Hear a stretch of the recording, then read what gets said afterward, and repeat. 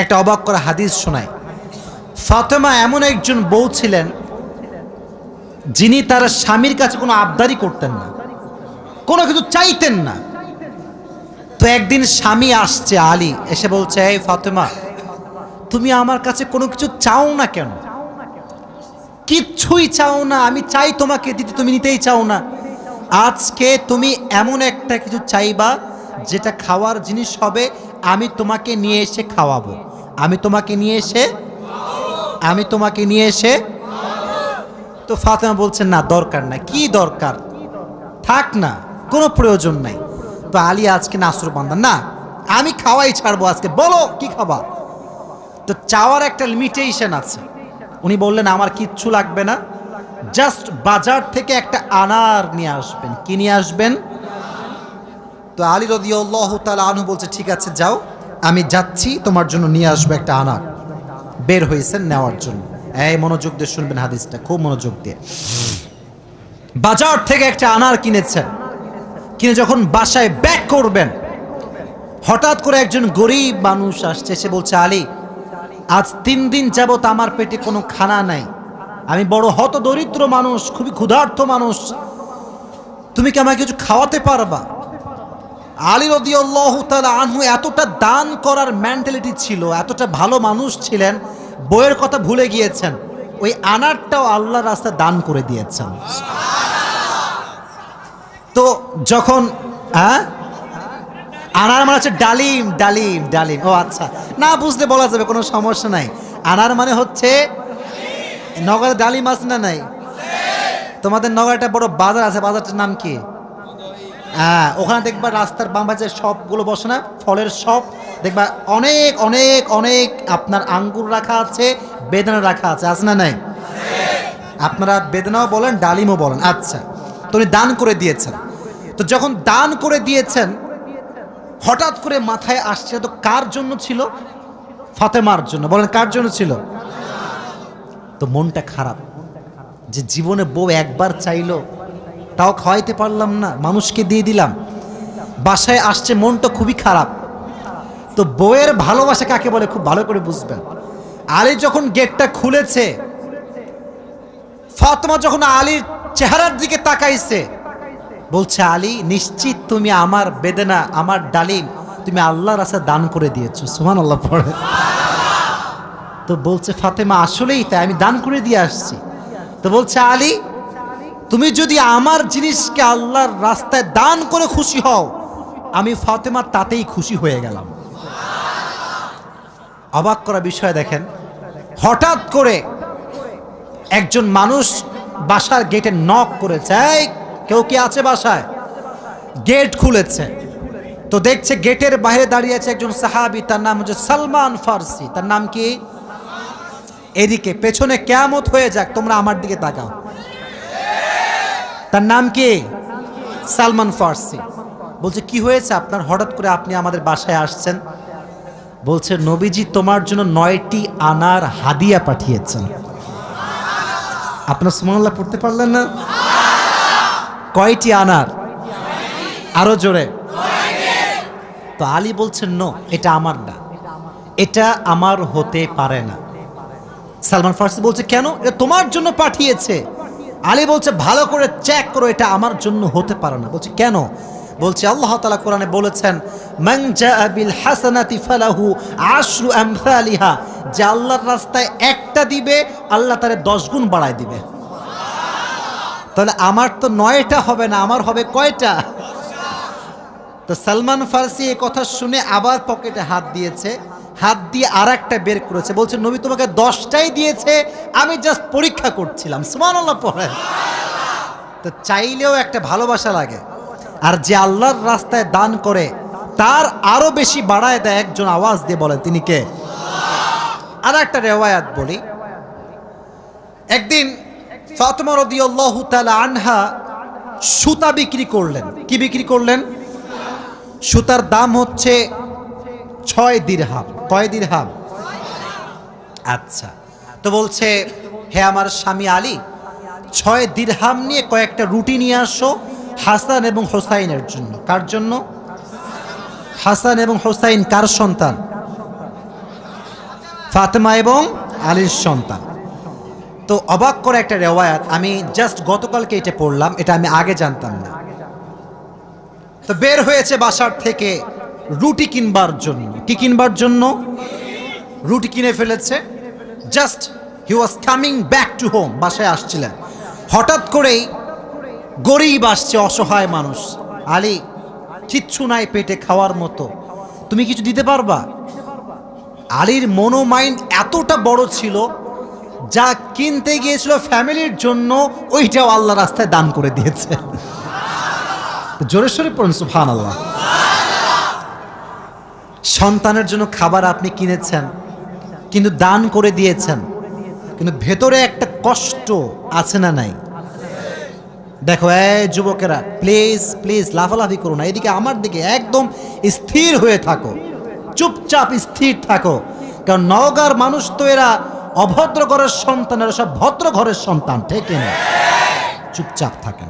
তো যখন ফিরে আসবেন, হঠাৎ করে একজন লোক আসছে, এসে বলছে, আলী তুমি কি এই উটটা কিনবা? উট? বলেন কি? তো আলী বলছে, না ভাই, টাকা পয়সা নাই, কেনার সম্ভব না। তো বলছে, তোমাকে আমি এইটা এখন দিচ্ছি, তোমার যখন বিক্রি করার সুযোগ হবে তখন বিক্রি করবা, তোমার লাভ তুমি রাখবা, আর আমারটা আমাকে দিলেই হবে। তো আলী বলছে, ঠিক আছে দাও। জাস্ট উটটা নিয়েছে, উট নিয়ে বাসায় ব্যাক করবে, আবার আরেকজন আসছে, বলছে, ভাই এর দাম কত নেবেন বলেন? বলছে, ভাই আপনি দাম বলেন। যে উটের দাম হোক 200 দিরহাম, ওই লোক আগেই বলছে, আমি এটাকে তোমার কাছ থেকে 300 দিরহাম দিয়ে ক্রয় করে নিব। নিয়ে নিয়েছে উট। তাহলে আগে ছিল মাত্র কয় দিরহাম, এখন তিনি কয় দিরহামের মালিক হয়ে গেলেন? সুবহানাল্লাহ পড়তে পারলেন না? এখন এই যে 300 দিরহামের মালিক যাকে দিবে, লভ্যাংশ খুঁজে পায় না। কই গেল লোকটা? লোক আর খুঁজে পায় না, না পেয়ে বাসায় আসছে। যখন গেট খুলেছে, গেট খুলেই দেখছে নবীজি তার বাসার ভেতরে বসে আছে। বলছে, আলী আজকের ঘটনা তুমি বলবা নাকি আমি বলবো? বলছে, নবী আপনিই বলেন। বলছে, তোমার কাছে সর্বপ্রথম যিনি উট বিক্রি করেছিলেন তিনি আর কেউ নন, তিনি হচ্ছেন জিবরাইল। আর যিনি ক্রয় করেছেন 300 দিরহাম দিয়ে, সে কোনো মানুষ নয়, তিনি হচ্ছেন ইসরাফিল। কেন নবী, এটা কেন আমার সঙ্গে হলো? বল, তুমি যে নিজে না খেয়ে মানুষকে খাওয়াইছো, এটা আল্লাহর কাছে বড্ড ভালো লেগেছে। তো আল্লাহ তোমার এত বেশি বাড়ায় দিয়েছে যে তুমি কল্পনাই করতে পারো না। সুবহানাল্লাহ পড়েন। তাহলে প্রিয় ভাইয়েরা, আল্লাহর রাস্তায় দান করার জন্য আলী এবং ফাতেমার থেকে শিক্ষা নেওয়ার দরকারটা আছে না নাই? যতটুকু পারি নিজেও খাবো, মানুষকেও দিব। নিজে খাবো, মানুষকে দিব না, এটা স্বার্থপর ছাড়া কিচ্ছু হতে পারে না। আমরা স্বার্থপর হব না, ভালোবেসে যাব। আল্লাহ ভালোবাসার মন আমাদের দান করুক, পড়না আমিন। আর একটা হাদিস, আচ্ছা বলেন তো পরিবারের, আচ্ছা এখানে সব যুবক আমার মনে হয় আমরা মধ্যবিত্ত পরিবারের সন্তান, ঠিক আছে না প্রিয় ভাইয়েরা? শোনেন একটা কথা বলি, অনেক সময় অনেক যুবকের মন খারাপ হয় যে হুজুর শখের একটা R15 নাই, শখের একটা আইফোন নাই, ঠিক আছে না প্রিয় ভাইয়েরা? শখের একটা গাড়ি নাই, শখের একটা বাড়ি নাই। অনেকের এটা কষ্ট থাকে, না বললে হবে না, এটা মানুষ হিসেবে কষ্ট লাগে, ঠিক আছে, কিন্তু মাথায় রাখবা, এদিকে হাদিস বলছি, গরিবরা, মধ্যবিত্তরা বড়লোকের চাইতে 500 বছর আগেই জান্নাতে প্রবেশ করবে। এবার খুশি না বেজার? এবার হাদিস শোনা। হঠাৎ করে একদিন আলী এবং ফাতেমার ঘরে এতটা অভাব, ভাত নাই, চাল নাই, ডাল নাই, কিচ্ছু নাই, একেবারে 3 দিন যাবত না খাওয়া। কয়দিন? এটাই কম মনে হচ্ছে আপনার কাছে? কম না বেশি? আপনি বিশ্বাস করেন, আজকালকার যুবকরা বডি বিল্ডিং করে, ইভেন তার 6 প্যাক বডি আছে, কিন্তু রোজা রাখতে চায় না। এই এলাকায় মনে হয় নাই? খবর লাগাবেন না, আপনার ভাবিও রোজা রাখে না, খবর লাগায় না। বলবেন যে ভাবি হোয়াট ইজ দিস, রোজা রাখেন না এখন? বলছে বাবা গায়ে শক্তি নাই, দুর্বল। একদিন এক যুবককে বললাম, কি রে তুই আমার ওয়াজ শুনিস না? বলছে অবশ্যই শুনি। তাই রোজা রাখিস না কেন? বলছে যে ভাই রোজা রাখলে বডি কমে যাবে। নাউজুবিল্লাহ পড়তে পারলেন না প্রিয় ভাইরা? কয়েকদিন যাবত না খাওয়া। এবার আলী রাদিয়াল্লাহু তাআলা আনহু বাধ্য হয়ে গিয়েছেন, আর পারছেন না। বলছে ফাতেমা যাও, বাবার কাছে যাও, বলো আব্বাজান বাসাতে খাবার মতো কিছু নাই, আপনার কাছে কিছু হবে খাওয়ার মতো? আহা, ফাতেমা যখন ঘরে আসছেন, নবীজি ঘর খুলে দিয়েছেন। দেখেন বাবা এবং মেয়ের ভালোবাসা কত সুন্দর। ফাতেমা বলেন নাই যে আব্বাজান কিছু লাগবে। যখন গেট খুলেছে, মেয়ের চেহারা দেখেছে, আব্বা বুঝে গিয়েছে মেয়েটা আমার ক্ষুধার্ত হয়ে আমার কাছে এসেছে। সুবহানাল্লাহ পড়া। ডাক দিয়ে বলছে ফাতেমা তোমার অবস্থা কি বলো, কি হয়েছে তোমার? ফাতেমা রাদিয়াল্লাহু তাআলা আনহা ডাক দিয়ে বলছে আব্বাজান আজ 3 দিন যাবত আমাদের বাসায় কোনো ভাত নাই, ডাল নাই, চাল নাই, গোস্ত নাই, কিচ্ছু নাই। আমি আপনার কাছে একজন ক্ষুধার্ত নারী হয়ে এসেছি কিছু নেওয়ার জন্য। তো নবীজি বলছেন এই যুবকেরা এদিকে তাকাও। বলছে ফাতেমা আমার কাছে 5টা বকরি আছে, 5টা দোয়া আছে।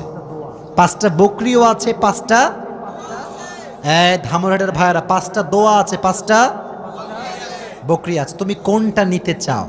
Which one you want select? তো ফাতেমা বলছে নবী হে আমার বকরি লাগবে না, আমাকে দোয়া শিখাই দিলেই হবে। পরীক্ষায় পাস।